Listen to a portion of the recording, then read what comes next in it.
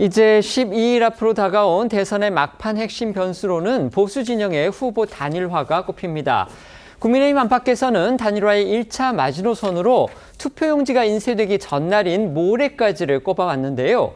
국민의힘과 김문수 후보는 이준석 개혁신당 후보 설득에 그야말로 사활을 건 분위기입니다. 하지만 이준석 후보는 좀처럼 곁을 내주지 않으면서 오늘은 선거일까지 모든 전화를 안 받겠다며 초강수를 뒀습니다. 네, 김문수 후보 연일 이준석 후보를 향해서 자신과 가는 길이 다르지 않다면서 단일화 구애에 나서고 있는데요. 어제 열린 방송기자클럽 토론회에선 이준석 후보는 마지막에 결국 저와 단일화가 돼서 훌륭하게 대선 승리를 이끌 수 있는 주역이라고 추켜 세웠고요.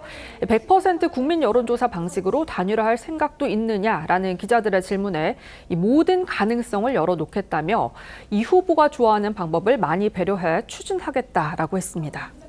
자신이 불리할 수 있더라도 이준석 후보가 원하는 단일화 방식을 추진할 수 있다, 이런 의미인데요. 사실상 이준석 후보에게 후보직 빼고는 다 줄 수 있다, 이런 의미라는 분석까지 나옵니다. 맞습니다. 관련해 김 후보 캠프 주변에서는요, 이준석 후보와의 단일화 시나리오로 과거 김대중, 김종필, 이른바 DJP 연립 내각형 총리직을 제안하는 방안도 거론되고 있다라고 일부 언론이 보도를 했는데요.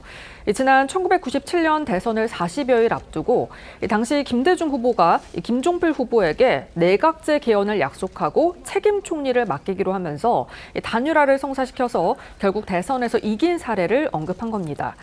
김 후보 캠프에서는 이미 하버드 이공계 출신인 이준석 후보에게 최연소 국무총리 타이틀을 안겨주면서 과기부와 산업부 등을 전담시키고 김 후보는 외치에 집중하는 방식의 연립정권 구상이 거론이 됐다는 건데요.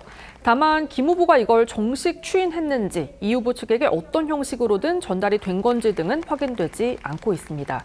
복수의 언론이 국민의힘 내부에서 이재명 세력의 집권을 막기 위해서라면 이준석 후보의 어떤 요구든 들어줘서 단일화를 성사시키자는 목소리가 나오고 있다고 보도한 건 역시 같은 맥락에서 해석이 됩니다. 단일화 1차 마지노선이 사실상 모레까지인 상황에서 더 이상 지체했다가는 단일화 효과가 반감될 수밖에 없다는 위기감이 커졌다는 겁니다.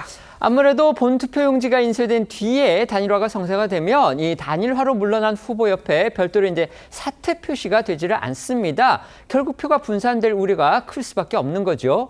게다가 사실상 이제 마지막 마지노선인 이 사전투표까지 넘긴 뒤에 단일화가 성사될 경우 사전투표에 참여한 표들, 이건 죽은 표, 그러니까 사표가 돼버리는 겁니다. 국민의힘 입장에서는 말 그대로 발등에 불이 떨어진 상황인데요. 이준석 후보 측에서는요, 친윤계 인사들을 중심으로 해서 이 후보한테 국민의힘에 당권을 주겠다는 제안까지 했다, 이런 주장이 또 나왔습니다. 네, 개혁신당 이동훈 수석대변인은 어제 SNS에 올린 글에서 요즘 국민의힘 인사들이 이준석 후보 측에 단일화하자며 전화를 많이 걸어오는데 대부분 친윤계 인사들이다. 이분들은 당권을 줄 테니 단일화하자. 들어와서 당을 먹으라는 식의 말을 한다고 주장했습니다. 그러면서 친윤계 인사들은 한동훈 전 대표가 당권을 줄까 봐 노심초사한다며 차라리 이준석 후보가 당권을 갖는 게 낫다고 보는 것이라고도 주장했습니다. 관련해 이준석 후보는 당권에 대한 환상은 없다며 당권을 매개로 한 단일화 가능성을 일축했고요. 국민의힘에서 자신에게 직접 당권을 제안하는 식의 말을 한 사람은 없었다고 밝혔습니다. 이준석 후보는 또 오늘 정치공학적 단일화 이야기 등 불필요한 말을 하는 분들이 많아 모든 전화에 수신 차단을 설정했다고 밝혀 거듭 단일화 거부 의지를 드러냈는데요. 실제로 이준석 후보 어제 저희도 전해드린 대로 유세 현장까지 직접 찾아온 국민의힘 안철수 공동선대위원장을 만났고 이어 한 행사장에서 국민의힘 김용태 비대위원장과도 조우했지만 단일화에 대한 입장은 바뀌지 않았다고 선을 그었습니다. 하지만 일각에선 이준석 후보가 안철수 위원장이나 김용태 위원장을 대하는 태도가 다소 부드러워졌다는 평가를 내놓기도 했는데요. 어제 이준석 후보와 잇따라 만난 안철수, 김용태 위원장 모습 영상으로 보겠습니다. 원래 단일화하면 연관검색가 또 안철수 대표님 아닙니까? 뭐 그 선의를 당연히 의심하지 않고 감사하게 생각하며 지금은 저도 그렇고 저희 내부에서도 그렇고 단일화에 대해서 고민하거나 아니면은 거기에 대해서 검토하거나 하지 않고 있습니다. 어쨌든 만약에 당으로 오시면 제가 뭐 나이로는 선배이지만 제가 잘 모시겠다. 추후에도 이제 만남의 가능성은 열어놓자고 서로 합의가 됐습니다. 김용태 위원장이랑 저는 워낙 막역한 사이이기 때문에 계속해서 저희가 이야기를 해나갈 예정입니다. 또 이준석 후보도 큰 틀에서 여러 가지 고민을 하고 있다는 걸로 알고 있습니다. 이준석 후보 측의 이 친윤개발 당권 제한 주장, 이거는 국민의힘 내부에 또 돌을 던지는 그런 결과가 됐습니다. 대선 이후에 당권을 노리고 있다는 평을 받아온 한동훈 전 대표 그리고 측근들이 발끈하고 나선 건데요. 한 전 대표는 직접 쓴 글에서 친윤계의 구태를 청산해야 한다면서 목소리를 높였습니다. 반면 친윤계 안에서는 국민의힘의 분열을 노린 이준석 후보 측의 선거 전략이다. 거기에 휘둘려서는 안 된다. 이런 취지의 또 반론이 나왔습니다. 네, 한동훈 전 대표는요, 친윤계 인사들을 중심으로 이준석 후보에게 당권을 제안하며 단일화를 촉구했다는 이 후보 측 주장이 나오자 이게 진짜 내부 총질이라며 이 친윤 구태 청산이 필요하다고 목소리를 높였고요. 오늘 SNS를 통해서도 이 친윤계에서 폭로가 사실이 아니라고 부인하는 입장을 못 내고 있다면서 이번 대선은 친윤 구태를 청산하는 혁신의 장이 돼야 한다고 주장했습니다. 친한계로 꼽히는 박정훈 의원 역시 오늘 한 라디오 인터뷰에서 대표적인 친윤계인 권성동 원내대표가 물러나야 단일화 초석이 만들어질 거라며 친윤계를 압박했고요. 역시 친한계로 꼽히는 배현진 의원은 기생충이나 하는 짓이라며 제발 잘못된 뉴스이길 바란다고 직격탄을 날리기도 했습니다. 그런가 하면 친한계인 양양자 공동선대위원장은 이준석 후보 측을 향해서 당권을 제안한 친윤계 실체를 밝히라며 누군지 못 밝히면 자작극이고 밝혀진다면 친윤을 정리할 기회라며 이 후보 측과 친윤계 양측을 압박을 했거든요. 관련해 친윤계로 꼽히며 지난 경선에서 홍준표 전 대구시장을 지원했던 유상범 의원은요. 오늘 한 라디오 인터뷰에서 국민의힘 내부 분열을 부각하려는 선거 전략으로 보인다고 말했습니다. 오늘 오전 나온 박정훈 의원 그리고 유상범 의원의 목소리 이어서 듣겠습니다. 권성동 원내대표가 물러나야지만 단일화의 초석이 만들어지는 거다. 지금 기득권을 친윤들이 딱 쥐고 있겠다 이러고 있잖아요. 결국엔 자기들 쓸려 나갈 텐데 그러면 이 말의 진정성이 없다고 이준석 후보는 보고 있는 겁니다. 이건 굉장히 지금 대선 전국에서 국민의힘의 내부적 어떤 분열의 모습을 드러내는 선거 전략의 한 차원이라고도 생각을 합니다. 이준석 후보에 대한 그 존재감을 상대적으로 부각시키는. 이 논란에 민주당도 참전했습니다. 공직선거법상 후보 매수죄에 해당한다면서 형사 고발에 나섰고요. 또 범보수 단일화는 불가능하다. 이준석 후보는 결국 완주할 것이다. 이런 기대 섞인 전망까지 내놨습니다. 결국 정치권 일각에서는 선거 막판에 극적으로 범보수 단일화가 성사될 수도 있다는 그 가능성에 미리 견제구와 쐐기를 날리고 있다. 이런 해석이 나오고 있습니다. 민주당은 오늘 김문수 후보와 친윤계 인사들이 차기 당대표직을 미끼로 이준석 후보 매수를 시도했다며 공직선거법상 후보 매수죄 혐의로 고발한다고 밝혔고요. 이준석 후보가 친윤계에 또 속을 리가 없다. 끝까지 단일화에 응하지 않을 것이라며 범보수 단일화 가능성을 일축하는 전망들도 내놨는데요. 박지원 의원은 이준석 후보가 10% 내외의 득표율만 기록해도 한국의 케네디 같은 미래를 보장받을 것이라고 추켜 세웠습니다. 민주당에서 나온 목소리도 함께 들어보겠습니다. 근데 만약에 갑자기 입장을 바꾸면 이제 저 사람은 구태 정치가 되잖아요. 그런 측면에서 저는 이번에는 좀 어려울 것 같다. 그 단일화가. 이준석 후보가 만약 10% 내외의 득표만 받는다 하면은 한국의 케네디 같은 그런 미래를 보장받는 길인데 여기에서 철수해요? 단일화예요? 이건 구정치예요.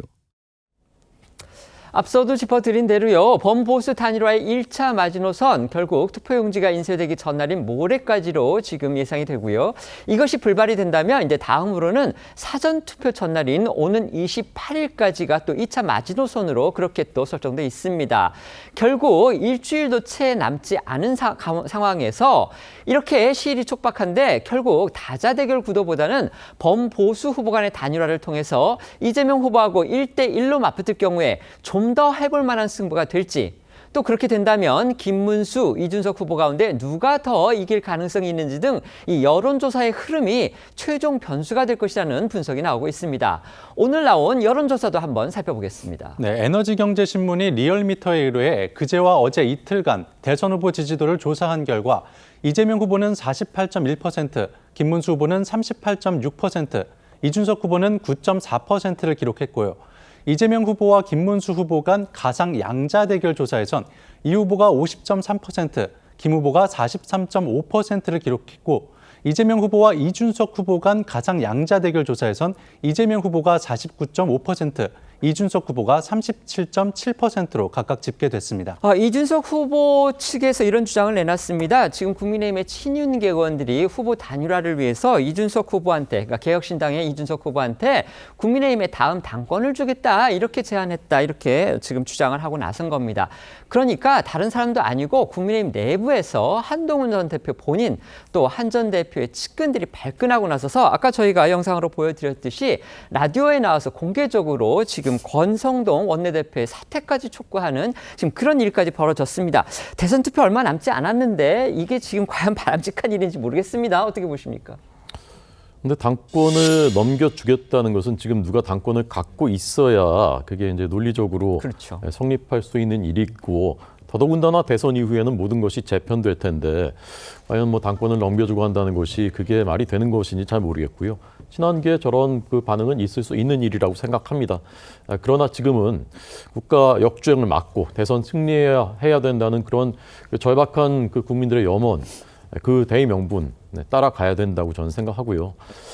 저는 모든 것에 똑같은 일이라도 사람이 하는 일이기 때문에 어떤 마음으로 하느냐, 누가 진심이 있느냐 굉장히 중요하다고 생각합니다. 우리 변호사님께는요, 이제 법적인 문제입니다. 민주당에서 아까 그 당권 제한 이걸 두고서 후보 매수죄다, 거기에 해당한다. 그러면서 고발을 했다고 합니다. 이게 정말 선거법상의 어떤 위반이 될까요? 과거에 DJP 연합에서는 심지어 총리직 주는 거, 그다음에 그걸로 해서 후보 단일화 해가지고서 집권까지 했거든요. 그때 제가 처벌됐다는 얘기 못 들어본 것 같아서 한번 여쭤봅니다. 공직선거법 232조에 보면 후보자 매수 및 이해 유도죄라는 죄가 있기는 있습니다. 그렇습니다. 그렇기 때문에 이 부분을 검토해서 지금 고발 조치를 하겠다라는 것이 검토되고 있는 중인데요.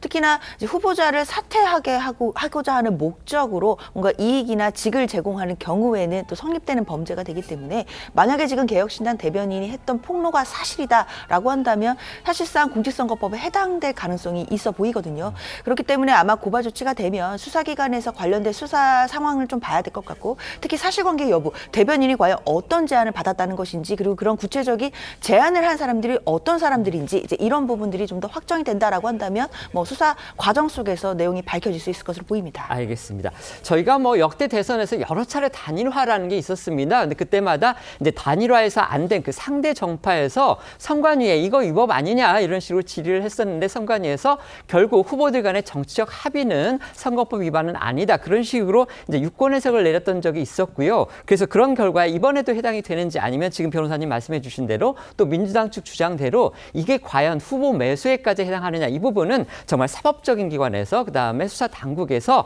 어떤 법적인 조치를 통해서 결정된 그런 일이라는 거를 말씀을 드리겠습니다.